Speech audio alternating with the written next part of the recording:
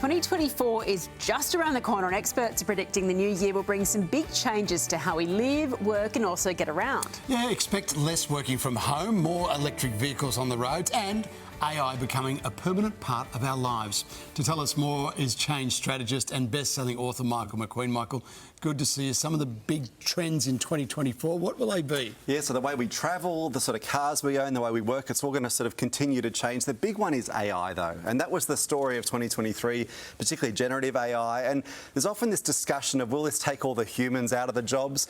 The interesting thing is we're seeing right now the data is showing that it's making us as humans better at our jobs. So we're seeing some research from Harvard a few months ago that humans who use ChatGPT are 25% faster at their jobs and produce 40% better results. So that's sort of encouraging. But the big one's Microsoft. So Microsoft Copilot will launch in the coming few months.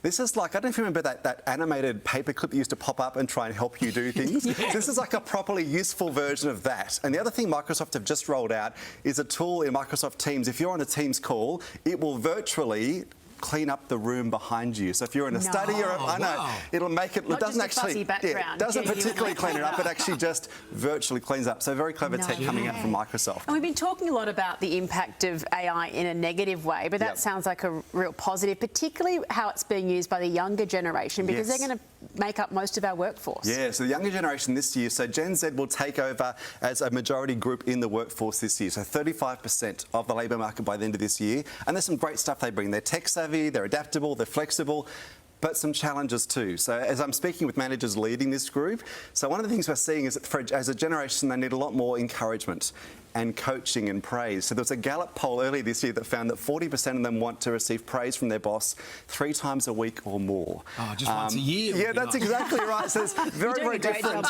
In fact, I'll teach you a new word. So this is a word that was added to the dictionary 2 months ago. Have you heard of Finster before? No. So Finster is what Gen Zs call the secret Instagram page they have. Get this, a secret Instagram page for their real life. So this is just for their close group of friends, and their real Instagram page is the curated, perfect version of life. So their Finster account is their secret one. So they use a different dialect as well. So understanding them is going to be critical in the next 12 months. Michael, how will our work life change next year? Well, so the big thing we've seen in the last few years is the hybrid and remote work thing.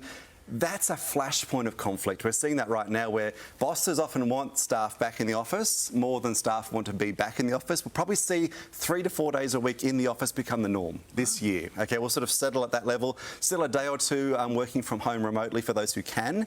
What we're finding though, in fact, a study released 3 months ago found that people who are working together physically produce more innovative results than teams who are collaborating remotely. So there is value in just people being together. That's still something that matters. All right, bold predictions you have for electric vehicles in 2024. Any other trends we should be anticipating next year? Yeah, so EVs will be big this year, and part of the reason is what we just heard about in the news, petrol prices. So people are spending $2.5 grand per year on fuel, $400 to have an electric vehicle, so much cheaper to run. But we've now got up to 3,000 charging points around Australia, so EVs will become much more common. The other big one's passenger drones. So what we will see, so the Paris Olympics this year coming, we're going to see a passenger drone like an air taxi Jetsons style flying car service from the main airport to the Olympic Village. So we're going to see these things become far more common, and also some new technology dealing with misinformation and polarisation. So in the next few weeks, Meta will change their policy. So anything you see on Facebook or Instagram that is political in nature and AI altered will have to come with a disclaimer, because we're going to an election year in the US and it's going to get pretty messy, pretty fast, I imagine. Michael, you've chosen 2 bugbears for Barrett's, EVs and also drones. So we'll look forward to hearing more about that. Would you take the passenger drone somewhere? Are we ready for that? Absolutely, I'd give it a go. Okay. Thank you so much. And Michael's book, Mind Stuck, Mastering the Art of Changing Minds, is also out now.